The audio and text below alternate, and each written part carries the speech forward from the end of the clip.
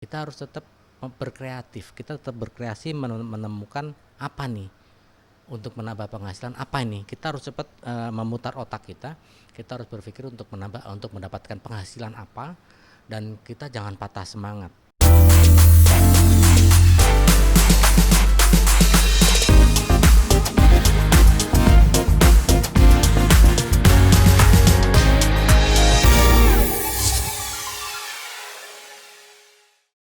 Mewabahnya virus corona memang memberikan dampak yang besar bagi seluruh elemen masyarakat. Salah satu dampak yang berpengaruh cukup besar adalah dari sisi ekonomi.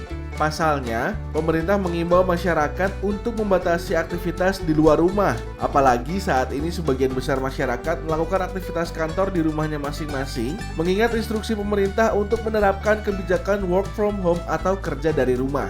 Akibatnya, banyak dari perkantoran, pusat perbelanjaan, dan pusat-pusat keramaian lainnya tutup atau menghentikan sementara kegiatannya.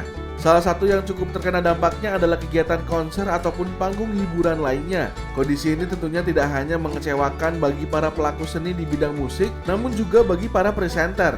Salah satu presenter kondang yang terdampak pandemi COVID-19 ini adalah Farid Adja. Namun, Farid tak ingin larut dalam kegundahan saat ini. Dirinya lebih memilih untuk berkreasi dalam hal membuat usahanya sendiri, yakni berjualan roti.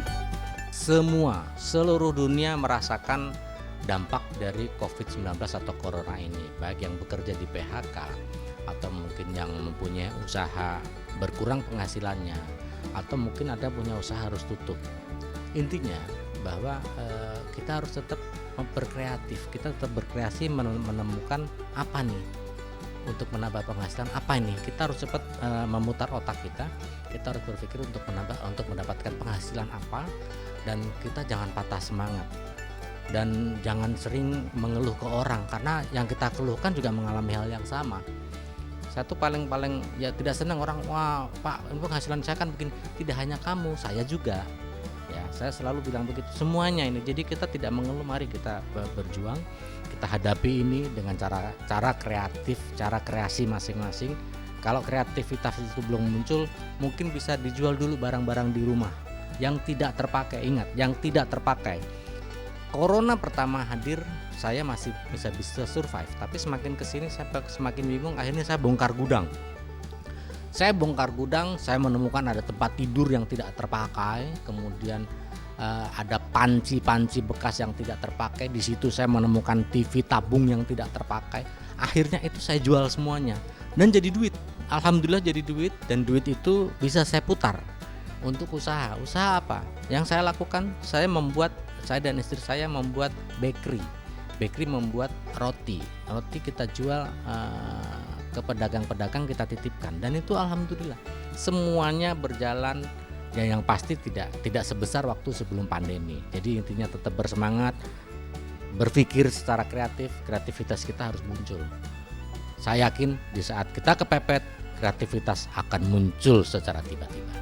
Meski demikian, masyarakat diharapkan tak perlu khawatir karena pemerintah telah menampakkan jelas progresnya pada program vaksinasi corona. Berdasarkan keterangan dari Kementerian Koordinator Bidang Kemaritiman dan Investasi, 3 perusahaan vaksin corona telah siap mengirim jutaan vaksin ke Indonesia pada bulan November mendatang. Hal tersebut ternyata telah terdengar oleh Farid Adja, yang tentunya membuat dirinya optimis bahwasannya pandemi ini akan segera berakhir.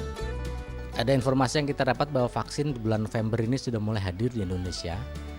Jadi kita harus bersemangat ya, bahwa vaksin ini nanti bisa menghilangkan COVID-19 dari muka bumi ini. Tapi sebelum vaksin itu disuntikan ke kita, belum sampai ke kita juga tetap harus mentaati protokol kesehatan ya. Apapun itu. Saya sendiri itu sampai mengharamkan tangan saya untuk memegang muka saya kapanpun itu. Kalau saya gatel, misalnya muka saya gatel, saya selalu cuci tangan dulu sebelum megang muka saya. Jadi itulah, kita kita sendiri masing-masing punya batasan.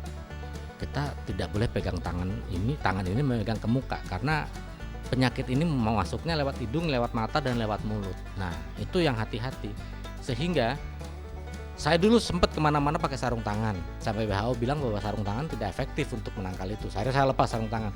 Ada yang benar ya, kita harus cuci tangan, kita harus pakai hand sanitizer setiap kita mau memegang muka. Nah, itu yang saya lakukan. Kalau gatal sekali, yang saya lakukan selalu begini.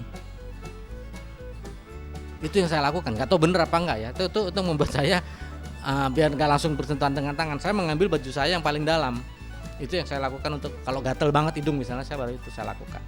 Jadi tetap ikuti protokoler kesehatan, entah Anda percaya atau tidak, tetap protokol kesehatan saja. Bukan untuk Anda, untuk orang lain, untuk teman-teman kita, untuk saudara-saudara kita, itu harus kita ikuti. Berakhirnya pandemi COVID-19 ini memang harus menjadi optimisme bagi setiap individu. Namun, Farid Adja tetap mengingatkan penonton agar tak hentinya menerapkan gerakan 3M. Oke pemirsa, jangan lupa 3M, memakai masker, mencuci tangan, dan menjaga jarak. Corona bisa pergi dari muka bumi ini kalau kita disiplin untuk menangkalnya. Tetap sehat.